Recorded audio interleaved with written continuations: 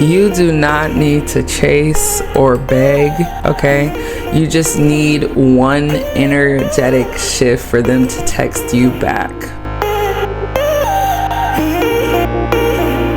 Hi guys, my name is Kimiana. If you are new here, this is the Intuitive Soul Tribe, and here we talk about all things manifesting, so law of attraction and law of assumption.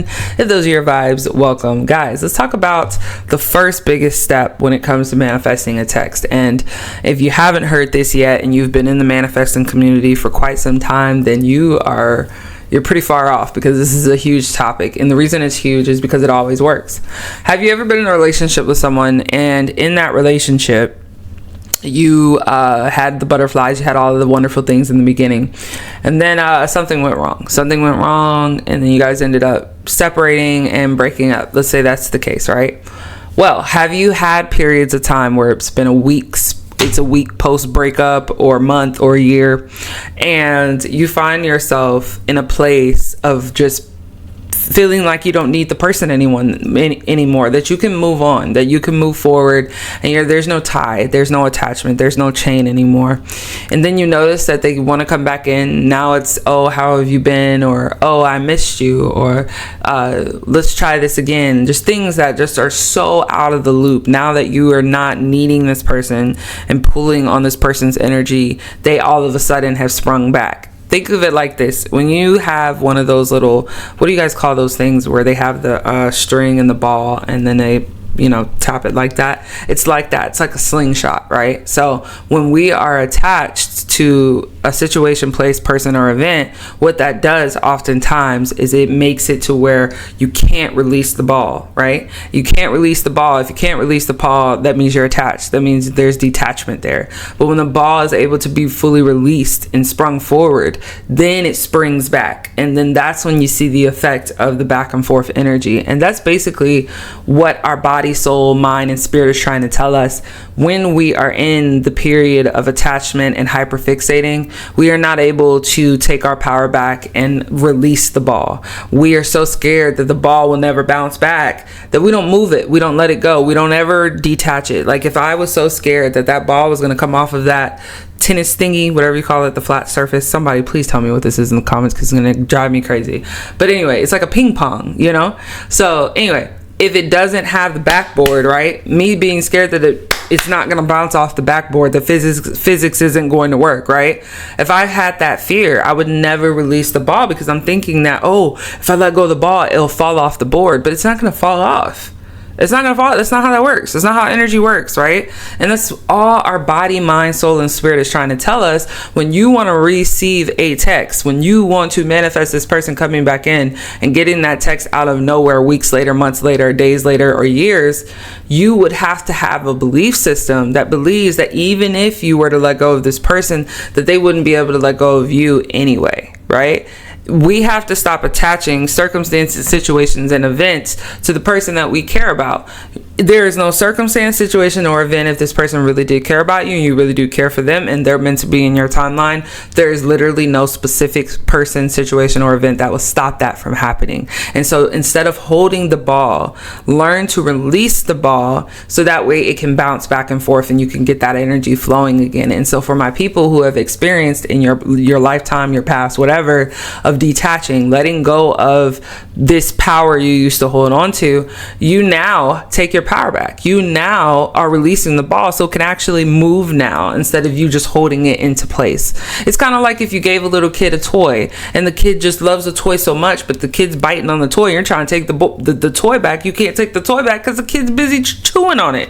It's the same concept. Same thing with a dog. When a dog's eating a bone, try to take a bone from a dog. It's difficult. You're gonna get bit. And that's how your friend feels. That's how your person feels. That's how your specific person feels when you're trying to manifest someone and it ain't coming in. That's why. Because you're acting like the dog with the bone. Let the bone go. The bone ain't going nowhere. You'll get back to the bone. So it's important. It's almost vital, guys, to start actually practicing forms of detachment. Okay. You have to embody the version of you who's already receiving the text, right? So like when you believe, let's say we have the belief system that the ping pong is going to work. Okay, cool. So the ping pong is going to work. Then that means I have a belief system that it's going to come back. that it's going to bounce back and forth and it's not going nowhere. It's not going to fall off the board.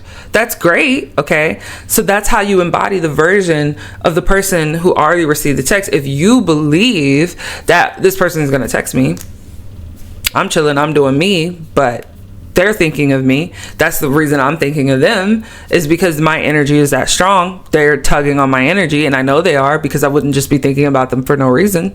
I wouldn't be shocked if they text me. That's why when you have conversations with your person, so-and-so did this, or so-and-so is about to text me, or I can feel that certain people are thinking of me or whatever, that's not coincidental, right? We are energetic beings. Believe it or not, every single one of us has some form of psychic abilities. And so when you feel that you are about to receive a text, it actually becomes as so, because now that you're on the wavelength and this person's on the wavelength of the same person that you guys are thinking of, you're thinking of them, they're thinking of you, there's only one way for that energy to go, and it's to bounce back off the board. Okay, so a person who would have received the text and would have been content is the same person you want to be, and that's the person that probably popped up in your mind. Someone who doesn't chase, someone who allows things to be, and I like you, but I don't like you that much. Or I like you and you're cool, but I have other options. So it's really getting into the vibe of, this is what it feels like to receive the text and be like, of course you texted me. Why wouldn't you? It's not about being arrogant or ego. It's not about that. It's really just knowing your worth and knowing, oh, okay, he texted me. That's neat. I'll decide if I want to respond within a few hours, you know? It's really just stepping into the energy of reception, receiving, okay? But you got to match the vibration of being chosen, right? Like, that's why the first step is always detachment, because you can't get into a feeling of being chosen if you always feel like someone's not going to choose you, right? By running after the person you want, it's not going to make the person come forward, right? Because they don't even know you're behind them. You're just chasing and chasing. Why would they stop, right?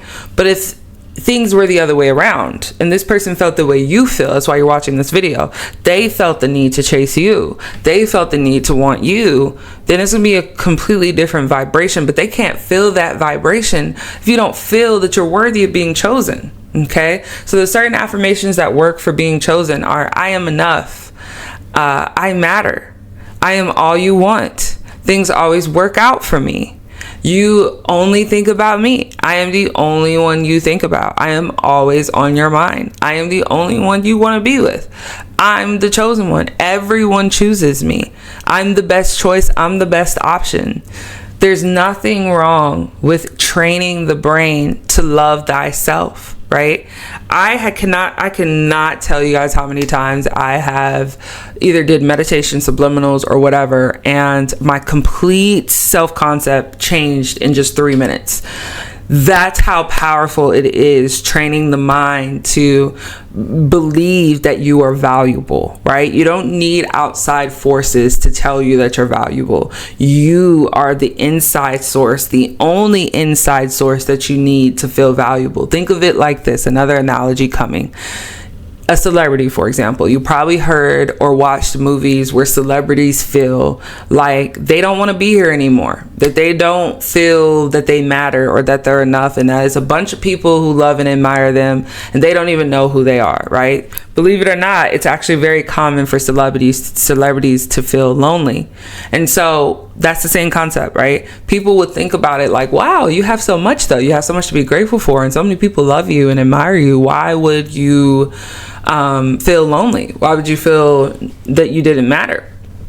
Because it starts inwardly, right? It doesn't matter if the whole world loved you. It is still possible for everyone in the world to love you and you still feel lonely, because that feeling of content, that feeling of being enough, that feeling of I matter, that is what drives the boat. That is what makes the celebrity feel like they matter and they're enough. Okay, and it's the same concept with you. Okay, you're no different. We're all the same. Okay, so it's really vital to remember You need to be in a vibration of being chosen, and you do so by first detaching. Then you embody a person who's already received the text. Ooh, they text me. You know, by you feeling that and thinking that, it's happening. It's happening. So just imagine what it feels like to see their name pop up on your phone, and that's the text. That's you embodying a person receiving that text. And you also embody, of course, the choice of being chosen. There's no other choice but you. It doesn't matter if there's another person in the picture. It's always going to be you, period, right?